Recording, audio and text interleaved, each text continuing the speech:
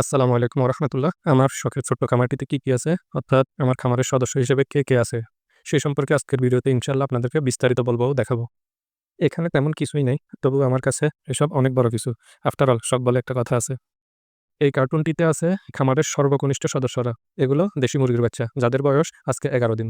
বাচ্চাগুলো নিয়ে এসে ব্রুডিংয়ে দেওয়ার ভিডিও আমার ফেসবুক পেজ এবং ইউটিউব চ্যানেলে দেয়া আছে। আপনারা চাইলে দেখে আসতে পারবেন। এখানে দেশি মুরগির বাচ্চা আছে 11টি। এই 11টি বাচ্চাই আমি ব্রুডিংয়ে দিয়েছিলাম। আলহামদুলিল্লাহ, এখন পর্যন্ত সবগুলো বাচ্চাই সুস্থ সবল আছে। আপনারা সবাই বাচ্চাগুলোর জন্য দোয়া করবেন। ১ম দিকে এগুলোকে খাদ্য হিসেবে গুঁড়ো করা সোনালি স্ট্যাটার ফিড দিয়েছিলাম।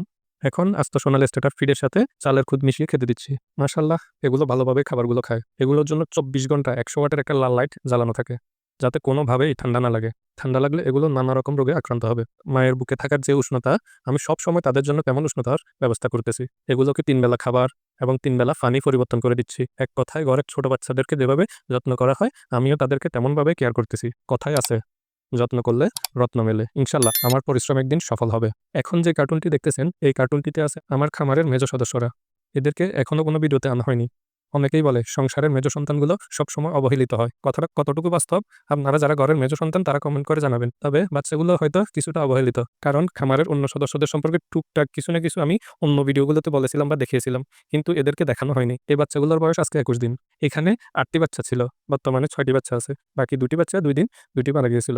শুরুর দিকে আমি বুঝতে পারি নাই ওদের জন্য কেমন তাপের দরকার হবে। প্রয়োজনীয় তাপের ব্যবস্থা করতে না পারায় ওরা ঠান্ডায় আক্রান্ত হয়ে মারা গিয়েছিল। পরবর্তীতে ঠান্ডার মেডিসিন খাইয়ে এবং পর্যাপ্ত তাপের ব্যবস্থা করে এগুলোকে সুস্থ করেছে। আলহামদুলিল্লাহ, এখন এগুলো সম্পূর্ণ সুস্থ আছে। প্রতিদিন ওদের থাকার বিছানাগুলো পরিষ্কার করে দেই এবং একদিন পর বিছানাগুলো পরিবর্তন করে নতুন বিছানা পেতে দেই। এগুলোকে সোনালি স্টার্টার ফিডের সাথে চালের খুদ মিশিয়ে খেতে দেই। ৩ বেলা খাবার এবং ৩ বেলা পানি পরিবর্তন করে দেই। বয়স অনুযায়ী বাচ্চাগুলোর গ্রোথ ঠিক আছে কিনা অভিজ্ঞ খামারিরা কমেন্ট করে জানাবেন। এগুলোর জন্য অতি তাড়াতাড়ি একটা খাঁচার ব্যবস্থা করতে হবে। ওরা খুব তাড়াতাড়ি ওদের বিছানাগুলো নোংরা করে ফেলে। সবাই আমার খামারের মেজ সদস্যগুলোর জন্য দোয়া করবেন। পরবর্তীতে যাদেরকে দেখাবো, এদের হাত ধরেই আমার শখের খামারের যাত্রা শুরু হয়েছিল। এরা আমার শখের কোয়েল পাখি। ২৫ দিন বয়সে এদেরকে আমার খামারে নিয়ে এসেছিলাম।